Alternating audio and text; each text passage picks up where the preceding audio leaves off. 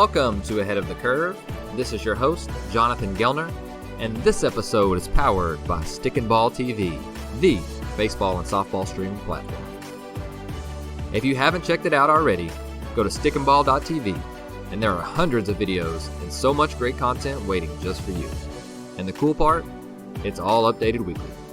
Check it out at stickandball.tv or on the Stick and Ball TV mobile app.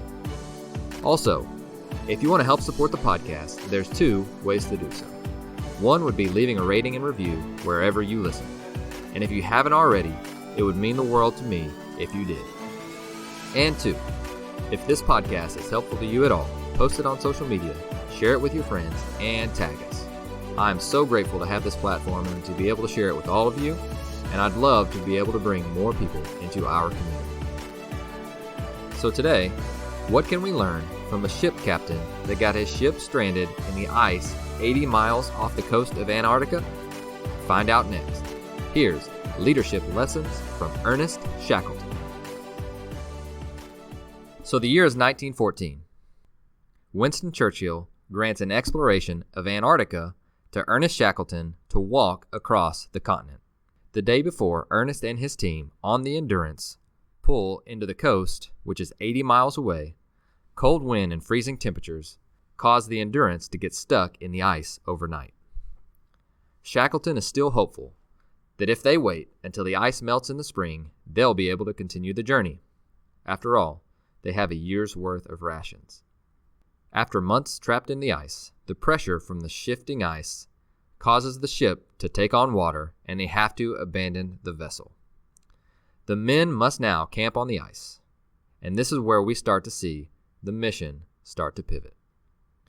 Hopeful that the men and the dogs can pull the supplies and boats across the ice until they reach open water, they take everything they can and abandon ship, hopeful that they can set sail for Paulet Island, 346 miles away. But after only making it 2 miles in 2 days of trying, the plan is abandoned.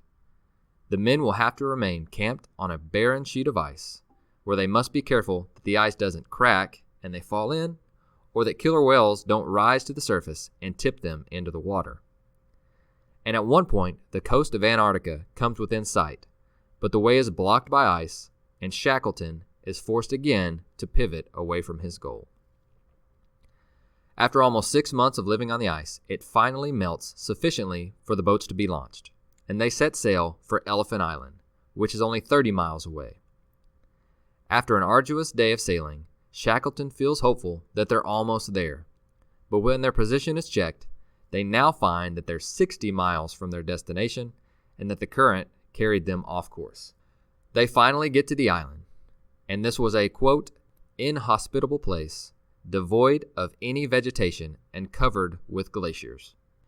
This is the first time they've been on solid land in 497 days.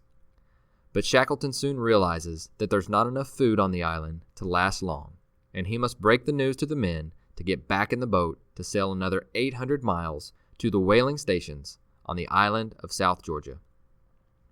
Shackleton chooses 5 men to accompany him, loads a boat with a month's supply of rations, and takes off for their last hope of salvation. Land is spotted on the 14th day, but there is nowhere safe to put in. The drinking water is now completely gone. A hurricane floods the boat, and the next day, they finally find a bay in which to pull in.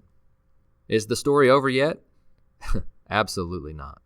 They find themselves on the opposite side of the island from the whaling stations, and so they decide to make an overland journey to reach them, an expedition never before attempted, and one that would take men over steep snow slopes, glaciers, jagged mountain peaks, and cliffs.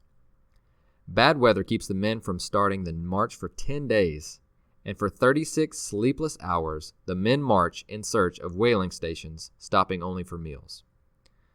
Finally, Shackleton reaches the first signs of civilization that he's seen in a year and a half, and still, the setbacks aren't over.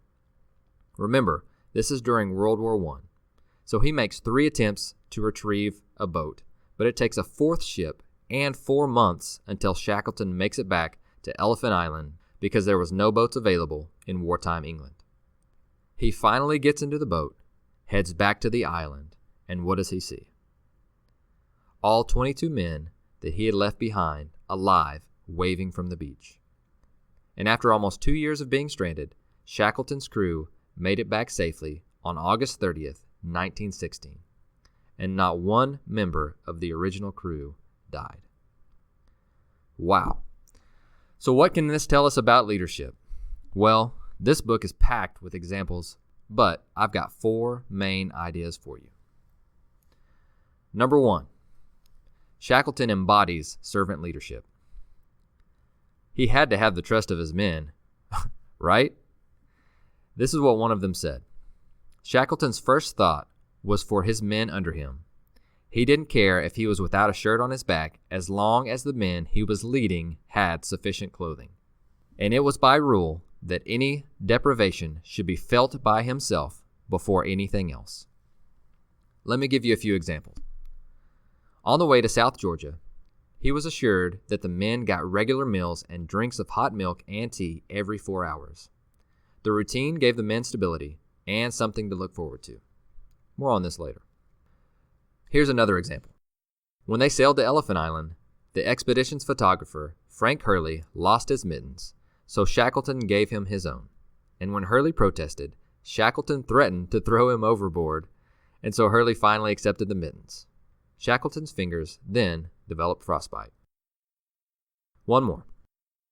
When he made it to land in South Georgia, the men were too exhausted to pull the boat all the way in, and therefore Shackleton decided to let the men eat and rest before finishing the job.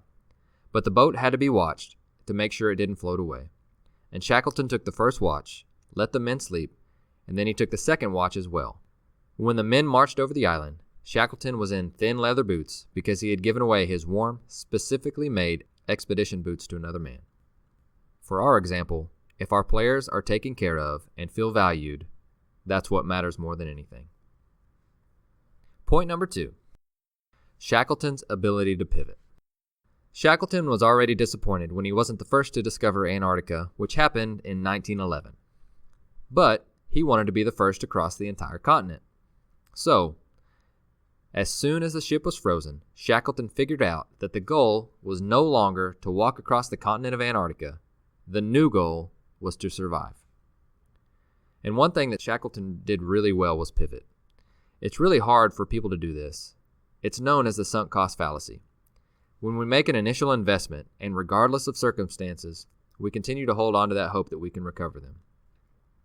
Think of gamblers in this sense. Do you think that the sailors had this thought too? Absolutely. But Shackleton was able to say, here's what we know, here's what we don't know, and here's what we're going to do. Tell the truth. Honesty is critical, but so is giving your men hope. Point number 3.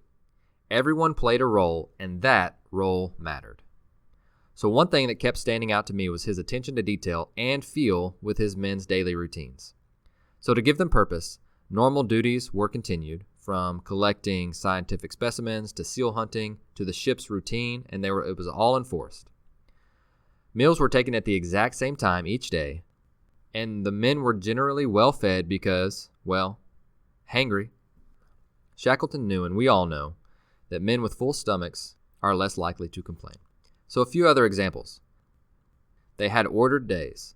So they had an early breakfast, then they continued their chores, which included melting drinking water, repairing equipment, tending the dogs, strengthening lifeboats, seal hunting. Then at night, they would all play card games, and Shackleton even taught them how to play bridge. By 8:30, lights were out, and they were able to go through that routine again.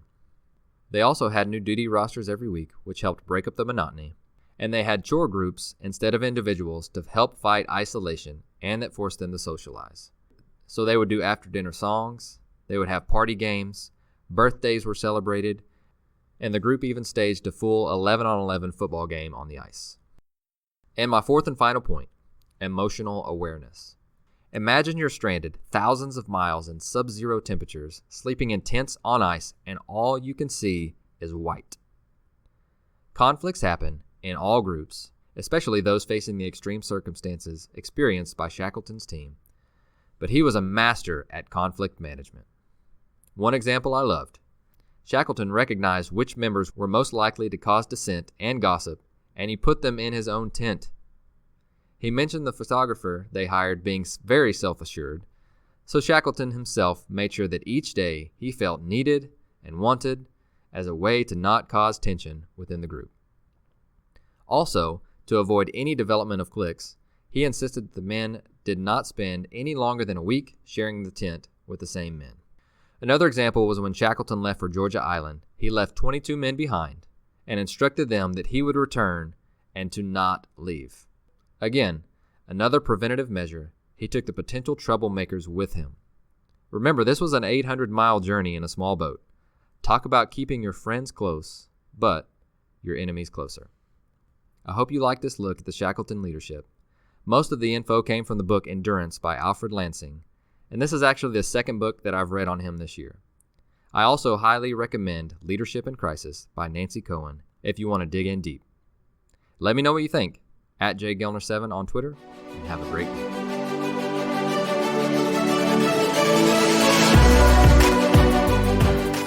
Thank you for listening to Ahead of the Curve. You can subscribe on your favorite podcast platform, which could include Apple Podcasts, Google, Spotify, Stitcher, or YouTube. And if you're enjoying the podcast, please share it on social media to help get the word out. Once again, thank you for joining us.